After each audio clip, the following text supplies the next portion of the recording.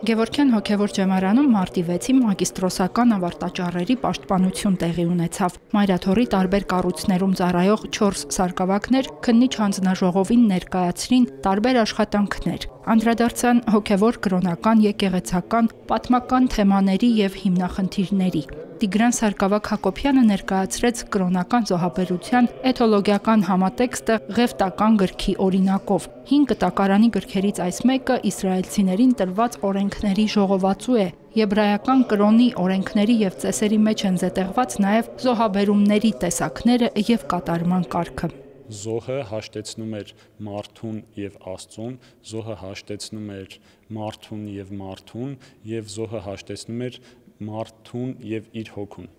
Այս տեսանկյուններից շատ կարեւոր է, որովհետեւ փաստացի այս զոհաբերությունների ինստիտուտը ձևավորել է մարդկային փոխհարաբերություններ եւ դրա շնորհիվ մենք հնարավորություն ունենք տեսնելու մարդու վարքը, ինչպես է զոհաբերությունը, ինչպես է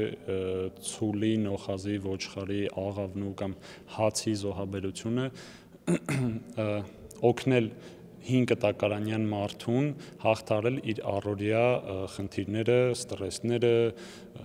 պարզ երաշտը կամ պատերազմի ժամանակ առաջացած արհավիրքները։ Հայոց եկեղեցում Սուրբ Սարգսի տոնին մագիստրոսական ավարտաճառով անդրադարձել է Ավետիս Սարգսակ Ավետիսյանը։ Տոնի մասին տեղեկությունները գալիս են դեռևս 4-րդ դարից։ Հնագույն այդ ժամանակից ձևավորված ավանդույթներ կան, սակայն տոնի կերպափոխությունները զարմանալիորեն շատ են եւ հասնում են մինչեւ մեր օրեր։ Մեր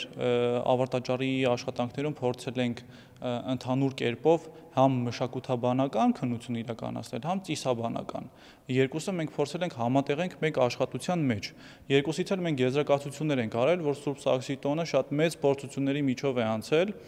խորհրդային եւ հետխորհրդային շրջաններում, արդեն հետխորհրդային շրջանում մեծ զարթոնք է ապրել, իսկ դե խորհրդային շրջանում արդեն պարզ է, որ մեր ամբողջ սրբերին փորձել են իրենց բարձունքներից իջացնել եւ ցածրացնել իրենց սրբակենցաղ վիճակը։ Բացասական կերպարով է ներկայացված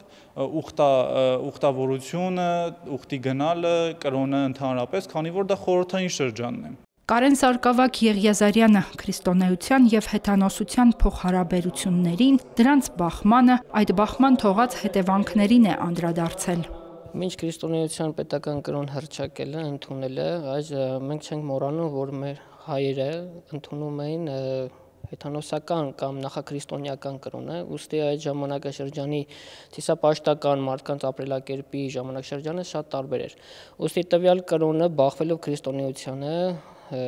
պարզ է դառնում, որ ունի նաև իր հետքերը։ Պալիատիվ խնամքի գործում հոգևոր եւ հոգեբանական միտումներն ուսումնասիրել է Գրիգոր Սարգսակ Թադևոսյանը։ Պալիատիվ խնամքի գլխավոր նպատակը անբուժելի հիվանդությամբ տառապող, հաճախ արդեն մահվան սպասող մարդկանց տառապանքը թեթևացնելն ու կյանքի որակը բարձրացնելն է։ Դրա հոգևոր միտումները Գրիգոր Սարգսակը ուսումնասիրել է Ֆանարջյանի անվան ուռուցքաբանական կենտրոնի պալիատիվ բաժանմունքում։ Իր ուսումնասիրության համար կատարել է նաև հարցազրույցների մեթոդով հետազոտություն։ Տարեկան մոտ 35 միլիոն մարդ կարիք է ունենում պալիատիվ խնամքի, որից 6%-ը երեխաներ են։ Եվ այս պալիատիվ խնամքի մեջ մենք փորձել ենք կարևորել նաև հոգևորականի դերը կամ վեր բարձրացնել, որովհետև մարդիկ, ովքեր ունեն պալիատիվ խնամքի կարիք, ունեն նաև հոգևոր աջակցության կարիք։ Մարդիկ շատ քիչ են ցանկանում խոսել մահվան մասին։ Մարդիկ հիմնականում մահվան մասին խոսում են, երբ ազատ, երբ եկեղեցու ներսում են գտնվում կամ հոգևորականի հետ են խոսում սրա մասին, այդ ժամանակ արդեն իրենց մոտ ոնց որ վառ լույսի պես արկայծում է այդ հավերժական կյանքի գաղափարը։ Մագիստրոսական ավարտաճառերի պաշտպանությունը հաջող անցավ։ Քննիչ հանձնախումբը լսեց Գևորգյան հոգևոր ջեմարանն ավարտած մագիստրոսներին։ Մանրամասն ներկայացվեցին նաև թեզերի ղեկավարների եւ ընդդիմախոսների կարծիքները։ Այնուհետև կարճատև խորհրդակցությունից հետո հայտնի դարձան հանձնաժողովի գնահատականները։ 4 մագիստրոսներն էլ հաջողությամբ պաշտպանեցին իրենց ավարտաճառերը։ Հերմինե Հակոբյան, Հարություն Տոլանյան, Եկեղեցական կյանք։